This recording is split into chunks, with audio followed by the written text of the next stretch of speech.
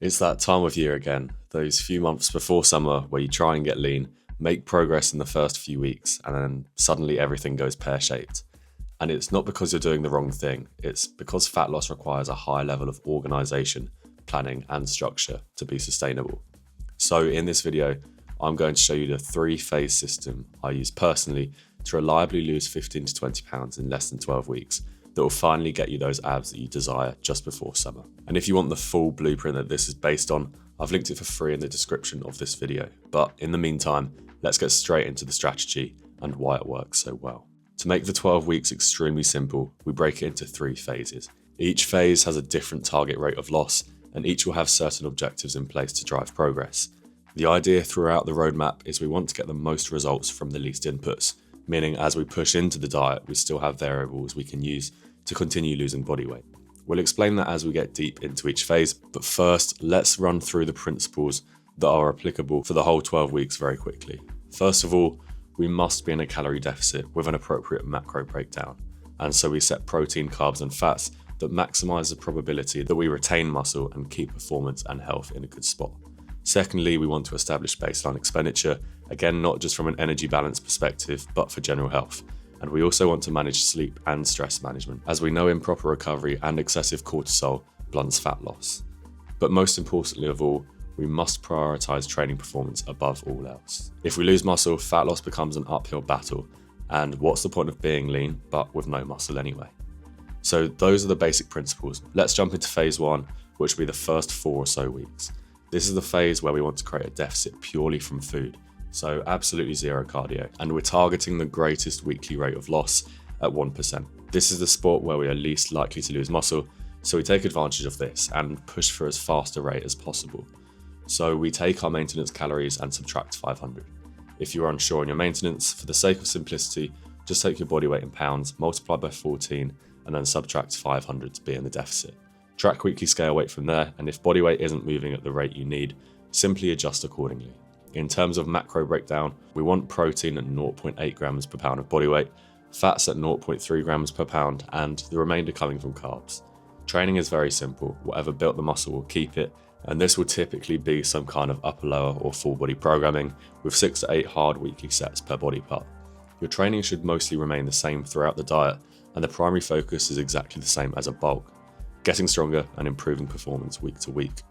In terms of basic health and recovery, sleep minimum 7 hours, drink 3 to 4 litres a day, and strive for 800 grams fruit and veg daily. Baseline expenditure should be set at 10,000 steps, and your main focus should just be ticking these off by the day, making them habits you do almost without fail. So that's phase 1, and so now we enter phase 2 in weeks 5 to 8. This is where things get a little more complicated. We've lost a decent amount of weight in phase 1 exclusively from that food deficit, but it's likely our rate of loss has slowed below our target. At this point in time, we usually want to slow our target rate of loss down anyway to perhaps 0.75%, as the risk of muscle loss does increase marginally, but if we aren't losing weight fast enough, we need to make a change.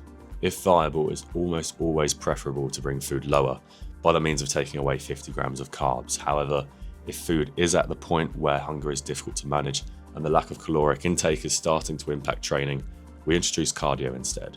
A good starting point is 2 25-minute sessions a week, usually performed on rest days to minimize the impact it will have on training. Additionally, we can also taper steps up slowly when necessary to support the rate of loss too. Our training continues to remain the same, and the general rule is, as we progress through each phase, we just need to be a little more accurate with our inputs. And so once we reach week 9, this is where phase 3 comes in. Our target rate of loss comes down ever so slightly again to 0.5% a week, and we really must take great care over how we decide our energy balance. At this point, it's likely that reducing food or increasing cardio will have an impact on training performance and therefore muscle loss. So we must think carefully about which one will have the least impact as a sort of damage limitation exercise. The mindset we have is very important in this phase. Yes, we've set things up in the perfect way, but unfortunately, hunger and mild discomfort is unavoidable.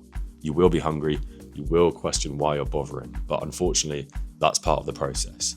We want to start thinking tactically about how we can make the process easier, whether that be structuring meals so that carb intake is highest around training, delaying that first meal and shortening eating windows to improve satiation, and choosing voluminous whole foods that will keep us fuller for longer.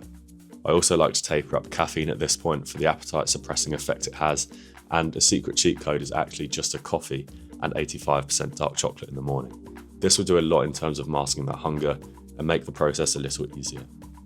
In this phase, we also want to consider refeeds and high days, not from a boosting metabolism perspective, but to restore training performance, bring some life back into the physique through glycogen replenishment, and to improve daily mood. Here we want to increase our carbs for 2 to 3 days to maintenance or slightly above, and this should help reduce fatigue dramatically. It's worth noting, however, that this does take you out of a deficit for a couple of days, and so naturally we aren't in a fat metabolizing state. So if we do use these too frequently, we will end up having to extend the length of the diet. Basically, this means we just have to use these sparingly. Being hungry isn't a big enough reason alone to use one of these, and realistically they should be used as a last resort. And by week 12, you should be in a spot where you've lost 15 to 20 pounds. As I mentioned at the start of the video, I've created a complete guide to the process that you can grab in the description for free, and that runs through all of this in a convenient format, so feel free to get that for yourself, and hopefully you found the video itself useful. If you did, please drop it a like, subscribe, and share with someone who finally wants to get lean this summer. Thanks for watching, and I'll see you in the next video.